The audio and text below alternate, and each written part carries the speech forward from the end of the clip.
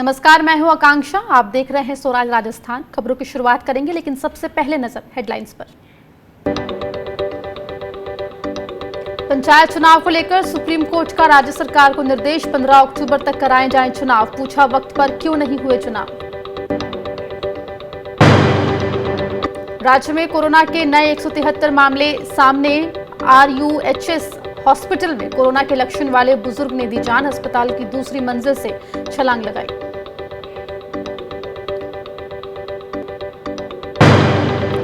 School ना खुलने तक फीस स्थगन के फैसले का विरोध। सड़कों पर उतरे प्राइवेट स्कूल के टीचर्स। कहा, फीस नहीं तो उन्हें कैसे वेतन मिलेगा। राजस्थान बोर्ड के 12वीं का रिजल्ट घोषित। 91.96% स्टूडेंट्स हुए पास। कोरोना की वजह से जून में हुए थे एग्जाम। और राजस्थान सरकार का बड़ा फैसला, मृत्यु भोज पर काटनी पड़ेगी 1 साल की सजा। सरपंच और पटवारी पर भी कार्रवाई। राजस्थान में पंचायत चुनाव को लेकर सुप्रीम कोर्ट ने राज्य सरकार को 15 अक्टूबर तक का समय दिया है। चौथे चरण के पंचायत चुनाव को लेकर दायर याचिका पर सुप्रीम कोर्ट ने यह आदेश सुनाए हैं। राज्य सरकार ने इस पर कोर्ट में अपना पक्ष रखा। कोर्ट ने सरकार से पूछा था कि अब तक चुनाव क्यों नहीं करवाए गए। सुप्रीम कोर्ट के आदेश के बाद अब निगाहें राज्य निर्वाचन आयोग की शुक्रवार को होने वाली बैठक पर है। इसमें गृह, पंचायती राज, स्वायत्त शासन और चिकित्सा विभागों के अधिकारी शामिल होंगे। दरअसल राज्य में 129 स्थानीय निकायों का कार्यकाल अगस्त में पूरा हो रहा है। अधिकतर जनप्रतिनिधि कोरोना के कारण फिलहाल चुनाव के पक्ष में नहीं हैं। वैसे राज्य निर्वाचन आयोग ने भी चिकित्सा विभाग से कोरोना संक्रमण को लेकर रिपोर्ट मांगी है।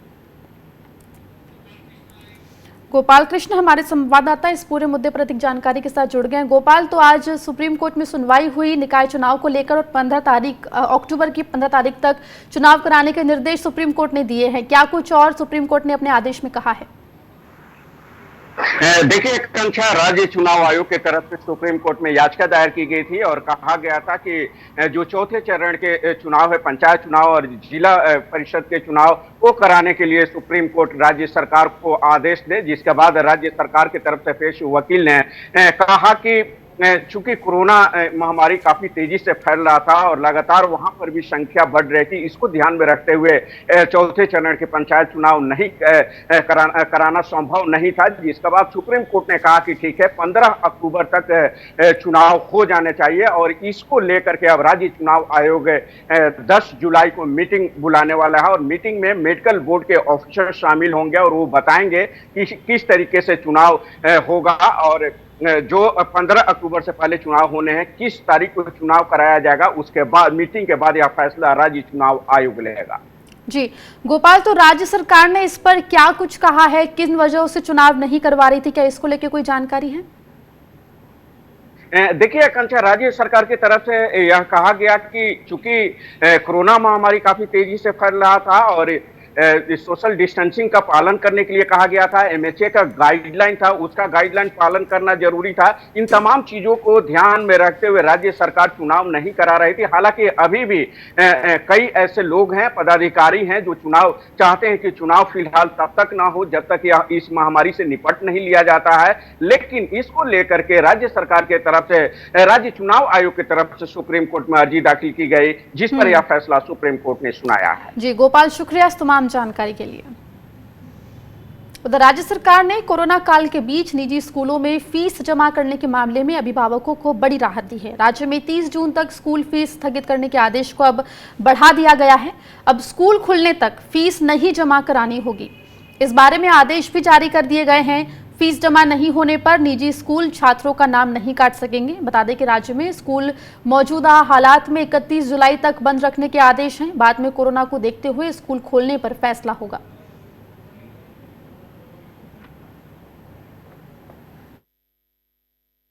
आज फिर सरकार ने ये फैसला लिया है कि चूंकि न तो CBSE के तरफ से कोई गाइडलाइन जारी हुई है विद्यालय आगे के सत्र में खोलने का और न शैक्षिक कैलेंडर जारी किया गया है, न हमारे राजस्थान सरकार का शैक्षिक कैलेंडर जारी किया गया, न विद्यालय खुलने का फैसला हुआ है। तो ऐसे में उस फीस को हमने जो स्थगित किया था 30 जून तक 3 महीने के लिए, उसको जब तक विद्यालय नहीं खुले तब तक के लिए स्थगित किया गया है। सरकार के इस निर्णय का हम स्वागत तो करते हैं, ना खुद से कुछ मिलना बेहतर है। हमारी मांग थी नो स्कूल नो फीस की, लेकिन सरकार ने कहीं न कहीं एक राहत तो दी है कि जब तक विद्यालय नहीं खुले ये जो निजी स्कूल है उन पर फीस की लगाम लगाई है, क्योंकि निजी विद्यालय लगातार एसएमएस द्वारा, मैसेज भेजकर, ऑनलाइन और फ़ोन कॉल के द्वारा अभिभावकों पर लगातार दबाव बना रहे थे कि वो फीस दें, जबकि अभिभावक उनकी किसी प्रकार की सुविधा का उपयोग नहीं कर रहे, विद्यालय में जा नहीं रहे, उनके इंफ्रास्ट्रक्चर का कोई उपयोग नहीं कर रहे। तो नो स्कूल नो फीस की मांग हमारी यही थी कि जब विद्यालय ही नहीं खुल रहे तो अभिभावक किस बात का पैसा दे। हालांकि फीस ना लिए जाने के फैसले का विरोध भी हो रहा है। जयपुर की दर्जनों स्कूलों के सैकड़ों टीचर्स ने सरकार के इस फैसले के खिलाफ विरोध प्रदर्शन किया। टीचर्स का कहना है कि पेरेंट्स अगर बच्चों को स्कूल फीस नहीं देंगे तो हम टीचर और स्कूल स्टाफ को वेतन कैसे मिलेगा। सरकार को हमारे बारे में भी सोचना चाहिए। सैकड़ों टीचर्स ने आज सरकार के हेल्थ प्रोटोकॉल का उल्लंघन करते हुए भारी भीड़ के रूप में स्टैच्यू सर्कल पर जमा हो गए थे और सरकार के खिलाफ नारेबाजी की। अभिभावक पे ऐसे भार नहीं डाला गया। फीस देना तो उनका काम है ना, हमेशा ही देते थे। आज सर उन्हें ये स्कूल इतने बेकार लगने लग गए। आज वो कह रहे हैं कि निजी स्कूल ज्यादती कर रहे हैं, लेकिन ऐसा कुछ भी नहीं है, कोई ज्यादती नहीं कर रहे। यहाँ तक कि आप देखिए कि निजी स्कूलों ने केवल ट्यूशन फीस के लिए बोल दिया कि अभी, और वो जो पेरेंट्स नहीं दे सकते उनसे बात करने को तैयार हैं, लेकिन 100% अगर ऐसा करने लग जाएंगे तो इस तरह से स्कूल कैसे चलेंगे। और स्कूल से ही हम लोग हैं, हमारा घर तभी चलेगा। अपना समाज की स्थिति देखिए, जो लोग पेइंग कैपेसिटी रखते हैं उन्होंने भी हाथ झाड़ लिए हैं, क्योंकि गवर्नमेंट उनका साथ दे रही है। आप मुझे बताइए, ठीक है सब एक दूसरे से जुड़े हुए हैं, सामाजिक प्रक्रिया है सर। आप अकेला कोई नहीं कर सकता, मनुष्य सामाजिक प्राणी है, शायद हम बचपन से पढ़ते आ रहे हैं। आप एक वर्ग को बिल्कुल अलग कर दें, उनके घर में चूल्हे ना जलें, उनके बच्चे ना पढ़ें, है ना। और जो ये कह रहे हैं कि हमारा टेबल है, हमारी कुर्सी है, उनसे पूछे, उनको ज्ञान देने वाले टीचर्स हैं जो रात भर बैठे हुए हैं। अगर एक ही परिवार अपने बच्चों को पढ़ा लेता तो स्कूल की जरूरत ही नहीं होती। हमारे संवाददाता रामस्वरूप लामरोड हमारे साथ जुड़ गए जयपुर से इस खबर पर लाइव। रामस्वरूप, तो राज्य सरकार का जो फैसला आया है कि निजी स्कूल जो है वो फीस के लिए दबाव नहीं बना सकते, नहीं ले सकते, जबकि दोबारा स्कूल ना खोले, उसको लेकर टीचर्स अब सड़कों पर उतर आए हैं। आज प्रोटेस्ट भी किया इस पूरे फैसले को लेकर और साथ ही हेल्थ प्रोटोकॉल का उल्लंघन करते भी नजर आए। बिल्कुल, सभी जो स्कूल के संचालकों के जो टीचर्स हैं उन सभी ने आज एक बहुत बड़ा प्रदर्शन किया है। हालांकि सरकार ने जो है अभिभावकों की बात सुनी है। अभिभावक जो है लंबे समय से मांग कर रहे थे कि कोरोना संकट काल में बहुत लोगों का रोजगार चला गया है, नौकरियां छूट गई है और जिनकी नौकरियां हैं उनकी तनख्वाह में कटौती हुई है, तो ऐसे में वो फीस कैसे भरे। दूसरी बड़ी बात ये भी थी कि स्कूल जब चल ही नहीं रहे, स्कूल बसों का उपयोग नहीं कर पा रहे, तो किस बात की फ़ीस दे।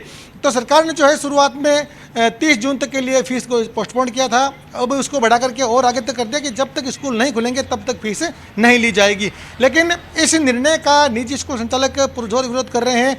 आज सैकड़ों शिक्षकों ने जो है जयपुर के स्टैच्यू सर्किल पर एक बहुत बड़ी रैली निकाली है और अपना विरोध दर्ज कराया है। कल भी स्कूल संचालक है वो एक मीटिंग करेंगे दोपहर बाद में और उसके बाद में आगे की रणनीति तय करेंगे। उनका कहना है कि जब अभिभावकों से फीस नहीं ली जाएगी तो जो टीचर्स है, स्कूल का स्टाफ है, उनको फीस कैसे दें, ये उनकी तर्क है। लेकिन अभिभावक ये कहते हैं कि अगर ऑनलाइन पढ़ाई की जा रही है तो ऑनलाइन के दौरान भी टेबल, कुर्सी, रूम, पंखा, एसी या फिर मोबाइल, लैपटॉप, उसका डाटा सभी जो है परिजनों का ही, अभिभावकों का ही उपयोग में होता है, तो स्कूल को किस बात की भारी भरकम फीस दी जाए। लेकिन अब कह सकते हैं कि दोनों ही पक्ष से आमने सामने हो गए हैं। सरकार क्या हल निकालती है ये देखने वाली बात होगी। जी रामस्वरूप, यहाँ पे जो टीचर्स है उनकी मांग भी जायज़ है, क्योंकि अगर उनको जो सैलरी है वो नहीं मिलेगी तो उनका घर कैसे चलेगा। तो क्या सरकार कोई यहाँ पर शिक्षकों को या फिर जो निजी स्कूल है उनको राहत देती नजर आ रही है? देखिए, अभी तक इस संदर्भ में कोई सरकार का निर्णय या कोई निर्देश जारी हुआ नहीं है, क्योंकि लंबे समय से मांग अभिभावकों की थी कि वो फीस में रियायत चाहते हैं। तो सरकार ने अभिभावकों की बात को सुनते हुए उन्हें रियायत देने के लिहाज से ही इस तरह का फैसला लिया है। लेकिन जो फैसला लिया उसके खिलाफ अब स्कूल संचालक भी हैं और प्राइवेट टीचर्स भी हैं। जी रामस्वरूप, शुक्रिया तमाम जानकारी के लिए। उधर राजस्थान बोर्ड ने 12वीं के साइंस स्ट्रीम का रिजल्ट घोषित कर दिया है। शिक्षा राज्य मंत्री गोविंद सिंह डोटासरा ने बोर्ड परिसर के कॉन्फ्रेंस हॉल में रिजल्ट घोषित किया। महज 18 दिन में बोर्ड ने विज्ञान वर्ग का परिणाम जारी कर दिया। वहीं साइंस स्ट्रीम में इस साल 2,39,800 छात्र रजिस्टर्ड थे। इस साल का परीक्षा परिणाम 91.96% रहा। वहीं पिछले साल ये 92.88% था। इस बार कोरोना के चलते एग्जाम देरी से खत्म होने से परिणाम जारी करने में देरी हुई है। तो आपको बता दें कि राजस्थान बोर्ड के 12वीं के साइंस स्ट्रीम के रिजल्ट्स आज घोषित हुए हैं, जिसमें 91.96% छात्र जो है वो पास हुए हैं। हालांकि 1% रिजल्ट पिछले साल से कम रहा, लेकिन आज साइंस स्ट्रीम का रिजल्ट राजस्थान बोर्ड के 12वीं क्लास का घोषित हुआ और महज 18 दिनों में बोर्ड ने विज्ञान वर्ग का रिजल्ट घोषित किया है। कोरोना के चलते कुछ एग्जाम्स रह गए थे जो कि लेट हुए, जून के आखिरी में हुए, जिसकी वजह से एग्जाम रिजल्ट आने में भी देरी हुई है। आपको बता दें कि कोरोना के चलते एग्जाम देरी से खत्म होने से परिणाम जारी करने में भी देरी हुई है सरकार की तरफ से। हालांकि साइंस स्ट्रीम का रिजल्ट राजस्थान बोर्ड का 12वीं क्लास का इस बार आज घोषित किया गया है। शिक्षा राज्य मंत्री गोविंद सिंह डोटासरा ने बोर्ड परिसर के कॉन्फ्रेंस हॉल में ही ये रिजल्ट घोषित किया। हमारे साथ जुड़ गए हैं हमारे रेसिडेंट एडिटर संजय वोरा जी। संजय जी, तो 12वीं का साइंस स्ट्रीम का रिजल्ट आज घोषित हुआ है और 91% जो है रिजल्ट रहा, 1% कम पिछले साल से रहा। जी, इसमें दरअसल हम मान सकते हैं कि कोरोना को लेकर के जो डिस्टर्बेंस रही, छात्रों की पढ़ाई में भी व्यवधान आया, उसको हम इसका थोड़ा बहुत दोषी मान सकते हैं।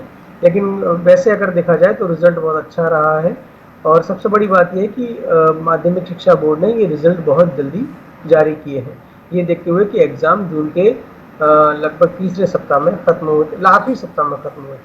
जी संजय जी, तो क्योंकि साइंस स्ट्रीम का रिजल्ट अभी घोषित हुआ है, बाकी स्ट्रीम्स भी रहती है, तो उनके रिजल्ट्स कब तक आने की उम्मीद की जा सकती है? बहुत जल्द, मेरे ख्याल से इसी सप्ताह में 12वीं के रिजल्ट्स आने की उम्मीद है, जो कॉमर्स और साइंस स्ट्रीम के हैं, और उसके बाद 10th का रिजल्ट आएगा। जी, तो पूरे जो रिजल्ट्स है, क्योंकि 10th के एग्जाम्स भी लेट हुए हैं और 12वीं का रिजल्ट जो है फिलहाल घोषित कर दिया, जैसा कि आपने बताया कि बाकी के रिजल्ट्स भी आगे घोषित होंगे। संजय जी, आप हमारे साथ बने रहें। उधर मुख्यमंत्री अशोक गहलोत की राज्यपाल कलराज मिश्र से मुलाकात ने मंत्रिमंडल विस्तार की चर्चाओं को हवा दे दी है। हालांकि आधिकारिक तौर पर इसको शिष्टाचारवश मुलाकात बताया जा रहा है। इसके बावजूद अफवाहों पर विराम नहीं लग रहा है, बल्कि राज्यपाल के साथ मुलाकात के पहले मुख्यमंत्री से 4 मंत्रियों के मिलने से ये और तूल पकड़ गई है। वैसे आला कमान से मंजूरी के बिना इतना अहम कदम नामुमकिन है, लेकिन इतना जरूर है कि इस मुलाकात ने राजनीतिक हलचल तेज कर दी है। प्रदेश कांग्रेस मुख्यालय में सरगर्मी जरूर बढ़ गई है। उधर सीएम अशोक गहलोत ने पीएम मोदी को चिट्ठी लिखकर राज्य की महत्वाकांक्षी पूर्वी राजस्थान नहर परियोजना को राष्ट्रीय परियोजना घोषित करने की मांग की है। इस प्रोजेक्ट में करीब 37,247 करोड़ की लागत है और इस प्रोजेक्ट से राज्य के 13 जिलों को फायदा होगा। मुख्यमंत्री ने कहा कि केंद्र सरकार ने 16 बहुउद्देशीय सिंचाई परियोजनाओं को राष्ट्रीय परियोजना का दर्जा दिया है, लेकिन राजस्थान की किसी भी बहुउद्देशीय सिंचाई परियोजना को ये दर्जा नहीं दिया गया हुआ है। राज्य के कई जिलों में पेयजल की गंभीर समस्या है और उससे छुटकारे के लिए इस प्रोजेक्ट को राष्ट्रीय परियोजना का दर्जा देना जरूरी है। वक्त एक छोटे से ब्रेक का है, फौरन लौट रहे हैं।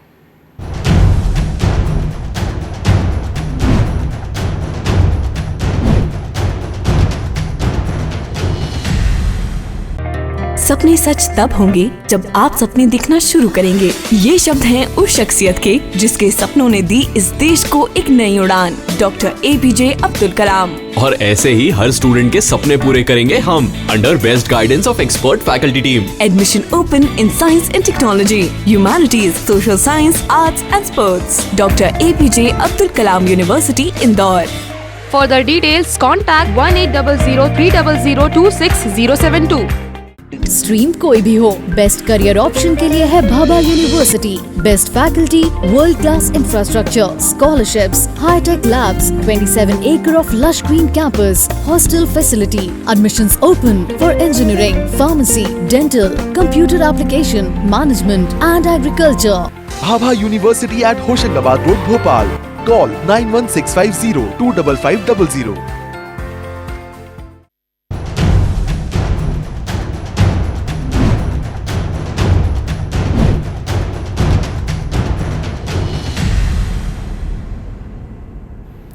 बीजेपी प्रदेश अध्यक्ष सतीश पूनिया की मुसीबतें बढ़ गई हैं। राज्यसभा चुनाव को लेकर दिए बयानों को लेकर वो परेशानी में फंसते नजर आ रहे हैं। इन बयानों को लेकर निर्दलीय विधायक संयम लोढ़ा ने पूनिया के खिलाफ ये विशेषाधिकार हनन प्रस्ताव का ज्ञापन दिया था। सूत्रों के अनुसार विधानसभा अध्यक्ष डॉक्टर सीपी जोशी ने पूनिया को अपना पक्ष रखने के लिए तलब किया है। बताया जा रहा है कि पूनिया का पक्ष जानने के बाद ही विधानसभा अध्यक्ष प्रस्ताव को सदन के सामने लाने के बारे में कोई फैसला लेंगे। इस पूरे मुद्दे पर बात करने के लिए हमारे साथ है संजय बोरा जी। संजय जी, तो सतीश पूनिया की मुसीबतें जो कि बीजेपी के प्रदेश अध्यक्ष बढ़ती नजर आ रही है, राज्यसभा चुनाव को लेकर जो भी बयानबाजी की उसको लेकर विधानसभा अध्यक्ष ने उनको तलब किया है। जी, चूंकि संयम लोढ़ा ने ये विशेषाधिकार हनन का ज्ञापन दिया था और उसके ऊपर कार्रवाई अब आगे बढ़नी है, तो उसमें पहले जो रेस्पोंडेंट है जिसके खिलाफ ये प्रस्ताव दिया गया है उसको उसका पक्ष मांगा जाता है और उनके पक्ष से अगर वो संतुष्ट होते हैं तो मामला वहीं खत्म हो जाएगा। अगर अध्यक्ष को लगता है कि उनकी सफाई काफ़ी नहीं है तो वो फिर इस मामले को आगे बढ़ा सकते हैं और ये सदन के सम्मुख ये प्रस्ताव रखा जा सकता है। जी, जैसा कि आपने कहा संजय जी कि वो अपना पक्ष रखेंगे, उसके बाद जो विधानसभा अध्यक्ष है वो आगे की कार्रवाई करेंगे। अगर उनके पक्ष से जो विधानसभा अध्यक्ष है वो अगर सहमत नहीं होते तो क्या कार्रवाई हो सकती है उन पर? देखिए, एक प्रिविलेज कमेटी होती है असेंबली की, उसके सामने ये मामला जाएगा। वो इस पूरे मसले को वेट करेगी और उसके बाद सदन से पूछा जाएगा कि क्या आप इस पे आगे कार्रवाई करने के लिए सहमत हैं। सदन में उसके उनकी राय मांगी जाएगी सदन से और यदि बहुमत उसके पक्ष में होता है तो उसके बाद उनके खिलाफ कार्रवाई होगी, अदरवाइज उस मैटर को ड्रॉप कर दिया जाएगा। आमतौर पर ये मामले ज़्यादा आगे बढ़ते नहीं हैं क्योंकि ये राजनीतिक मामले होते हैं तो एक दूसरे से संबंध सबके होते हैं, तो ये मामले बहुत आगे नहीं बढ़ते हैं। अब वैसे पूनिया ने ये कहा है कि उन्होंने सदन के बाहर बयान दिया था और किसी का नाम नहीं लिया, इसलिए उनके खिलाफ कोई मामला नहीं बनता है। जी संजय जी, शुक्रिया इस तमाम जानकारी के लिए। उधर जयपुर के RUHS हॉस्पिटल से एक बुरी खबर सामने आई है। यहां बुधवार सुबह कोरोना के लक्षण वाले बुजुर्ग ने अस्पताल की दूसरी मंजिल से कूदकर जान दे दी। घटना सुबह 11 बजे की है जब अस्पताल में भर्ती ये मरीज अस्पताल के दूसरी मंजिल पर वार्ड के बाथरूम की खिड़की तोड़कर नीचे कूद गया। मृतक कैलाश शर्मा जयपुर शहर के झोटवाड़ा इलाके के रहने वाले थे। बता दें कि मरीज को बुधवार सुबह ही कांवटिया हॉस्पिटल से कोरोना पॉजिटिव पाए जाने पर RUHS हॉस्पिटल में भर्ती कराया गया था। इससे पहले भी एक मरीज के रिश्तेदार ने अस्पताल के इलाज में लापरवाही के आरोप अस्पताल पर लगाए थे। उस मरीज ने एक वीडियो भी रिकॉर्ड किया था जिसमें वो अस्पताल पर आरोप लगा रहा था। कोई इलाज नहीं होता, यहाँ तो सीधे लाके पड़ देते हैं, इसलिए मैं आत्महत्या कर रहा हूँ। मैं बहुत दुखी हूँ। सेमी आईसीयू की सेकंड मंजिल से ये आज सुबह करीब 11 बजे जाली को तोड़ करके और नीचे कूद गए, जिसके उपरांत इनकी मृत्यु हो गई। तो जयपुर के RUHS हॉस्पिटल से एक बार फिर बुरी खबर सामने आई है। यहाँ पर बुधवार को सुबह कोरोना के लक्षण वाले एक बुजुर्ग ने अस्पताल की दूसरी मंजिल से कूदकर आत्महत्या कर ली है। घटना सुबह 11 बजे की बताई जा रही है। आपको बता दें कि जो मृतक है उनको इस हॉस्पिटल में शिफ्ट किया गया था, जिसके बाद उन्होंने सुबह अस्पताल की दूसरी मंजिल के बाथरूम की खिड़की से कूदकर आत्महत्या कर ली। इससे पहले भी एक मरीज के परिवार वाले इस हॉस्पिटल पर लापरवाही का आरोप लगा चुके हैं। रामस्वरूप हमारे संवाददाता इस पूरी खबर पर हमारे साथ जुड़ गए हैं। रामस्वरूप, तो RUHS हॉस्पिटल लगातार सुर्खियों में बना हुआ है। पहले भी मरीज के जो परिजन हैं वो लापरवाही का आरोप लगा चुके हैं और अब एक बुजुर्ग ने यहां पर कूदकर जान दे दी है हॉस्पिटल परिसर से। बिल्कुल, आज सुबह जो वाकया हुआ वो वाकई चौंकाने वाला था, क्योंकि जिस शख्स ने दूसरी मंजिल से कूद के सुसाइड किया है वो कोरोना पॉजिटिव फिलहाल नहीं पाया गया है, यानी कि उसमें वो कोरोना संक्रमित मरीजों के संपर्क में आया हुआ था शुरुआती लक्षण उसमें पाए गए थे। इसीलिए आज सुबह 8:45 बजे ही उसको उस हॉस्पिटल में पहुंचाया गया था, उस वार्ड में रखा गया था। लेकिन उसके महज 2 घंटे बाद ही, यानी कि जब सुबह 11 बजे ही उसने वार्ड से बाहर निकल के बाथरूम की खिड़की को तोड़ते हुए बाहर कूद गया। ये जो घटनाक्रम हुआ बिल्कुल अचानक हुआ, लेकिन सबसे बड़ी बात यह है कि उस हॉस्पिटल में, उस वार्ड में डॉक्टर तैनात होते हैं, बाकायदा नर्सिंग स्टाफ होता है, सिक्योरिटी गार्ड वहाँ होते हैं। तो इन सब के बावजूद भी वो मरीज कैसे जो है इस तरह की उसने हरकत की है, इस तरह का कदम उठाया है, ये वाकई चौंकाने वाली बात है। हालांकि उसके बाद में आनन फानन में अस्पताल प्रशासन भी पहुंचा, पुलिस भी पहुंची, उसको तुरंत इमरजेंसी में ले गए, लेकिन वो दम तोड़ चुका था। कह सकते हैं कि लापरवाही इसमें जरूर सामने आई है। अस्पताल पर लापरवाही के तमाम तरह के आरोप यहाँ लगते आ रहे हैं। इससे पहले भी जो मामला था उसमें भी अस्पताल में लापरवाही के ही आरोप लगे थे। शुक्रिया रामस्वरूप तमाम जानकारी के लिए। उधर राजस्थान में कोरोना का कहर लगातार जारी है। आज सुबह 10:30 बजे के बुलेटिन में नए 173 कोरोना के मामले सामने आए हैं। राज्य में कुल संक्रमितों का आंकड़ा 21,000 के पार पहुंच गया है। इनमें सबसे ज्यादा 81 केस अलवर से सामने आए हैं।